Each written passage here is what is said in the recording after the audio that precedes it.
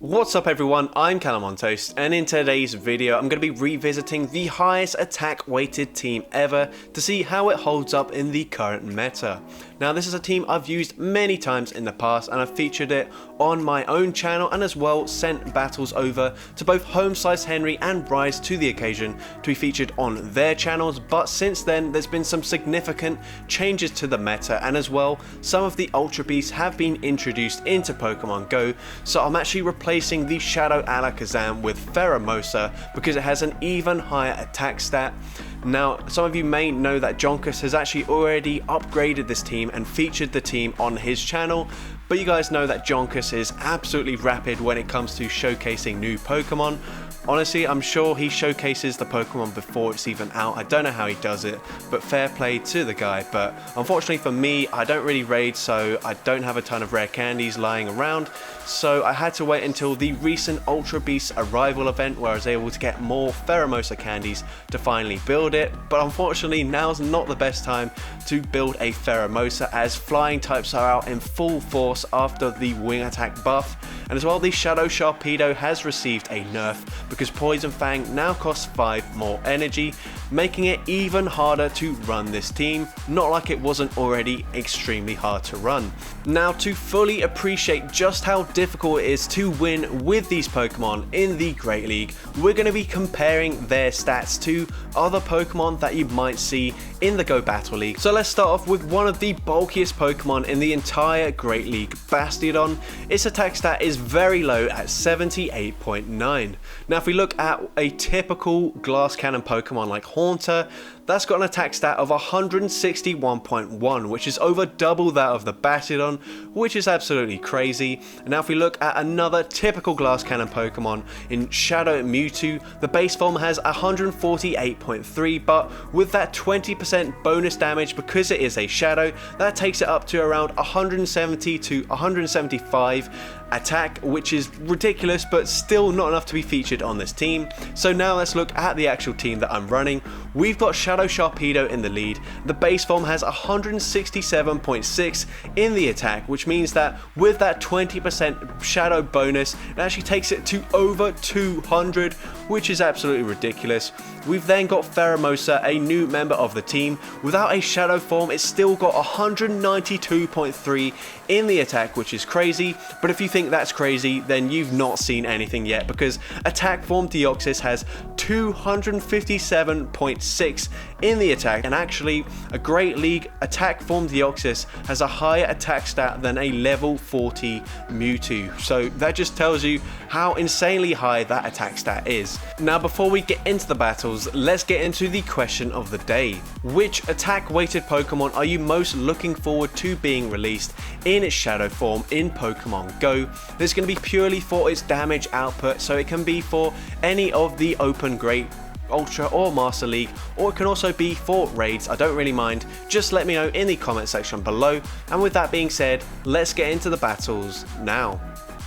Now, I often start off these videos up against a high damage fast move team just to show you how bad these Pokemon are and how tough it's going to be if we lead into a Wigglytuff. And you see here, we swap into the attack form Deoxys, the only Pokemon that doesn't take super effective damage from Charm.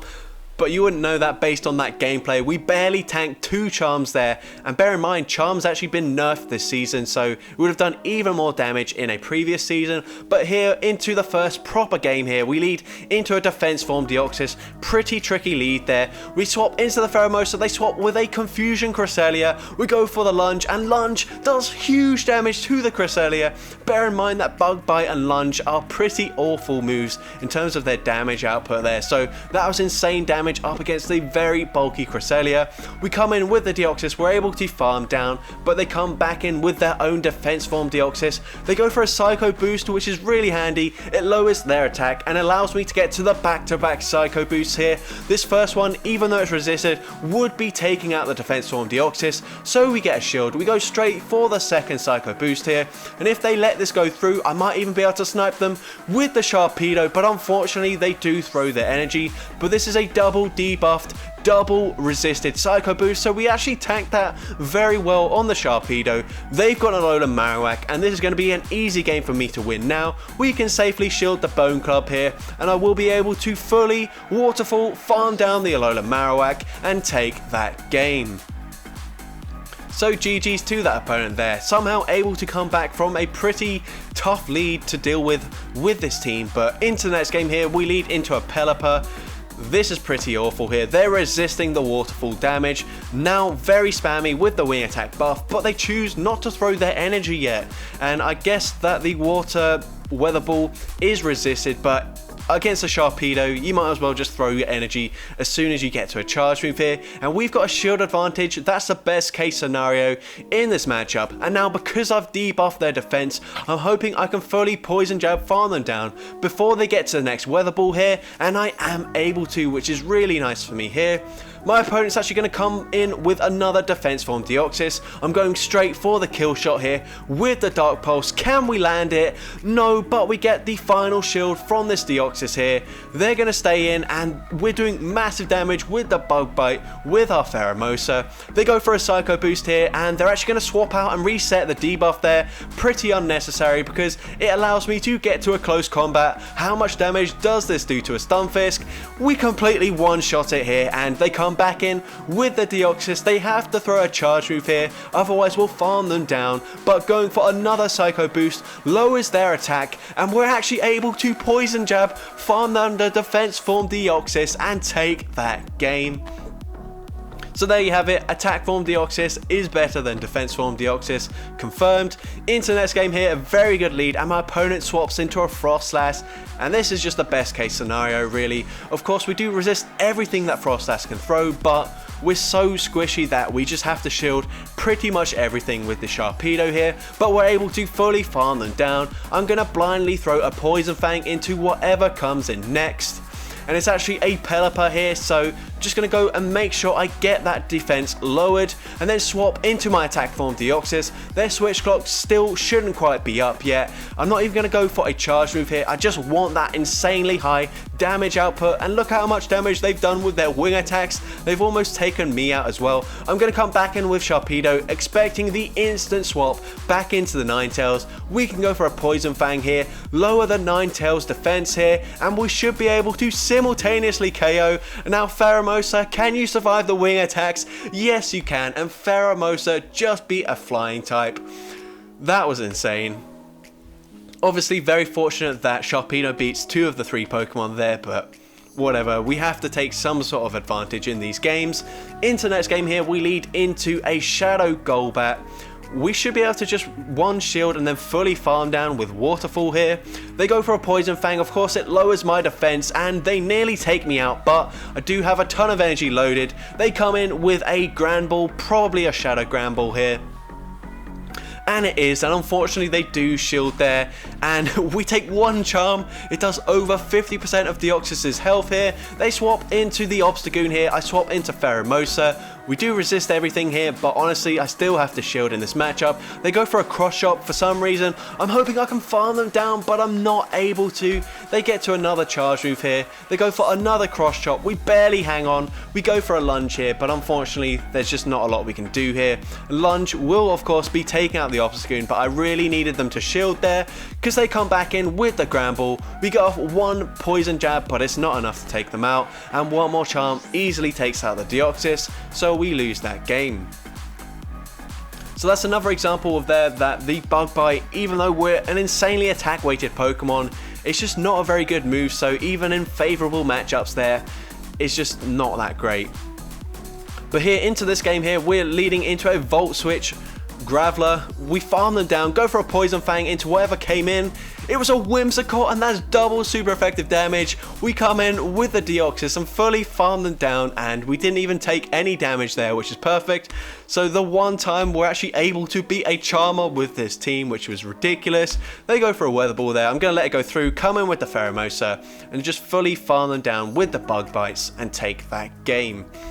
So that feels really good to beat a Charmer with this team.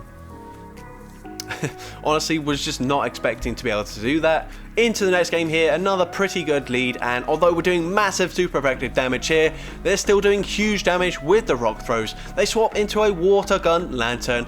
I'm going to swap into the Pheromosa because it's got an awful matchup up against that Aerodactyl.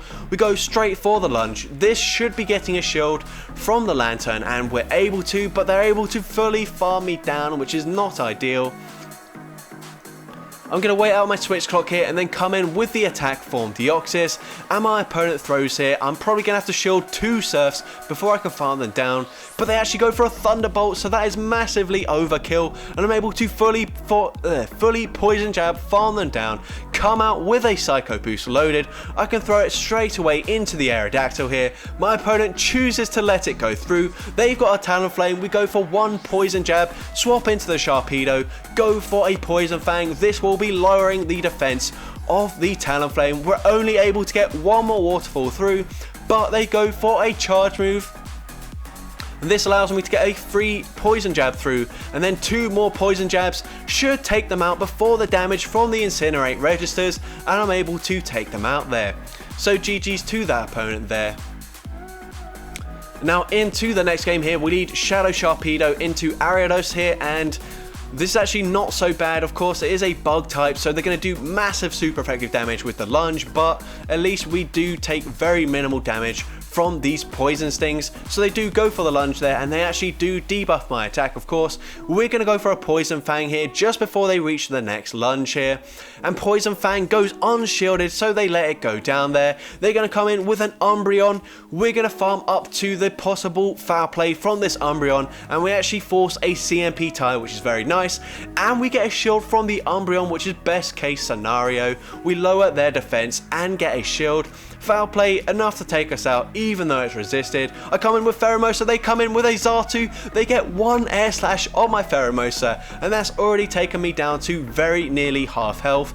We go for a Psycho Boost, that's all we can get to, but it's still enough to take out the Xatu there. They come back in with the Umbreon, and now are we going to be able to fully farm down this Umbreon before they get to the next charge move here? Foul play gets my final shield, and can we get the farm down with the bug bite damage? No, we're barely not able to, and once again Pheromosa just coming up short with that bug bite damage. I really think that bug bite deserves a buff in a future season.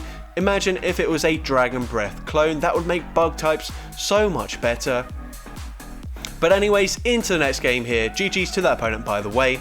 We lead into a Cresselia, and this is quite nice for us in that we're taking very minimal Psycho Cut damage, but they do massively outpace us to the charge moves, and both charge moves from Cresselia are going to be super effective, so would take us out. We go for the crunch, making sure we definitely take out the Cresselia or get a shield, and at this point I think I'm just going to let the Sharpedo go down.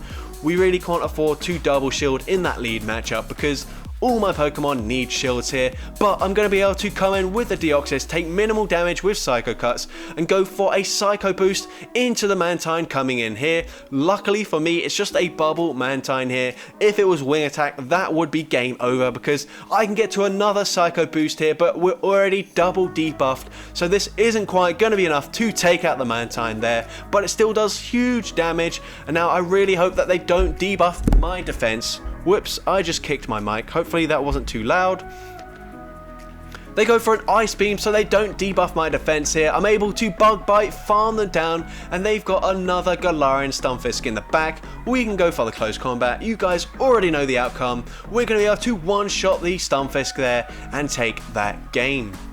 So GG's to that opponent there. Into the next game here, we need Sharpedo into Walrein, Shadow Walrein as well. If this was a regular Walrein, I'd probably let the first move go through, but since they say Shadow, we kind of have to shield this, and it is just going to be an Ice Spear. Of course, it is resisted, but that would do massive damage to Sharpedo. We're now going to go for a Poison Fang bait, and honestly, we get a shield. That's probably the best case scenario here. They're going to easily outpace me to the next move, and I'm going to let the Sharpedo go down. And what I'm hoping to happen here is that I can fully farm them down with the Pheromosa, and I am able to just barely, but you see we're already at the nearly yellow health after just 5 powder snows, which is insane. We're going to go for a resisted close combat into this Azumarill, and close combat does massive damage, does like nearly 50% to the Azumarill. They've got a Swampert in the back, and even though Mud Shot's one of the lowest damage fast moves in the game, we're still taking huge damage here from this Swampert. We're barely able to get to another Psycho Boost before they farm me down, and once again this is debuff, so it's barely not enough to take them out, but Pheromosa can come in, kick them down with the Bug Bites there, but unfortunately Azumarill just barely able to bubble, farm me down before I get to the final charge move there, and we do lose that game. So GG's to that opponent there. Into the next game, we lead into a Skarmory. Pretty tough lead here, but this is where I want to see it, because my back two Pokemon want absolutely nothing to do with this Steel and Flying type. We're going to go for the Poison Fang here. My opponent kind of has to shield this if they want to maintain this matchup here, and they choose not to throw a move as well, so they do get the full farm down. Very smart by this opponent.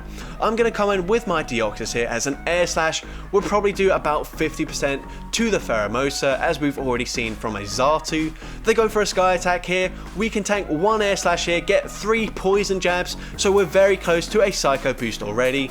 They're going to come in with a Hisuian Electrode. We're going to go for the Psycho Boost after 5 Thunder Shocks there, going for a CMP type, but they choose not to throw. Very smart by my opponent. I swap into the Pheromosa, barely not able to Bug Bite farm them down before they react, and throw a Wild Charge, but I'm able to Bug Bite farm them down now, and they've got a Lapras in the back. We're going to be able to survive these Water Guns, get to a close combat, and you guys already know, once again, close combat, going to be one-shotting the Lapras, and I'm able to take that game. So GG's to that opponent, and into the final battle of the video. Very bad lead here into a Scrafty. I'm going to swap into the Pheromosa here, and we are resisting the counter damage, but it's doing way more damage than our Bug Bites are. Even though Bug Bite is neutral, Bug Bite is just an awful move here. We're going to go for a lunge here, expecting a shield from my opponent. So if it is the case, we will reset that attack buff from their power up punch, so now they're back to the regular attack stat. We're going to wait out the switch clock here and come in with the attack form Deoxys. They do go for the charge move pretty much straight away, and luckily for me it's just a foul play, so of course that would have been enough to take us out, but they don't buff their attack, and I'm able to farm them down, get to a Psycho Boost here, but they come in with a Dark type Absol, a very attack weighted Pokemon, and Psycho Boost double resisted, actually does about 60% of its health. We come in with the Sharpedo, farm them down, and now we're up against a Golbat in the closing position. We should be able to go for a Poison Fang here and lower their defense enough so that I'm able to fully farm them down. So we're going to shield up their own Poison Fang here. It's going to be a race for the damage output. Can we farm them down in time? Yes, we are barely able to, and I'm able to take that game. So GG's once again to that opponent there. So that's going to be it for today's video. If you did enjoy it, then make sure you leave a like, leave a comment letting me know, and as well don't forget to respond to the question of the day if you haven't done so already. And if you want to see more content like this in the future, make sure you hit that subscribe button and turn on post notifications, and that way you'll be notified whenever I upload a new video. And with that being said, let's get into the shoutouts from my previous video. So firstly, we've got Toaster0908 who says, unfortunately, I think the best answer is Celio and Walrein, or Weeping Bell and Victory Bell. Very boring. And yes, I think those are very boring answers, but definitely the Celio and Walrein probably stands out as the strongest duo. Next, we got Weef who says Licky Tongue and Licky Licky would be very good duo, although they would need a massive fighting type counter as the third Pokemon. And you guys know that Licky Tongue is a very meta Pokemon. Licky Licky, not as common, not quite as bulky, but it's got some great coverage moves in Shadow Ball, Earthquake, and I think it might also have Solar Beam, so yeah, pretty strong duo there as well. And finally, we got Yandy Andy Fan who says, I think double rainbow vomit Pokemon, Amok and Grimer, can be devastating if you can properly manage your energy. Muck can use Snarl for easier matchups up against steel types, while Grimer has more fast move pressure.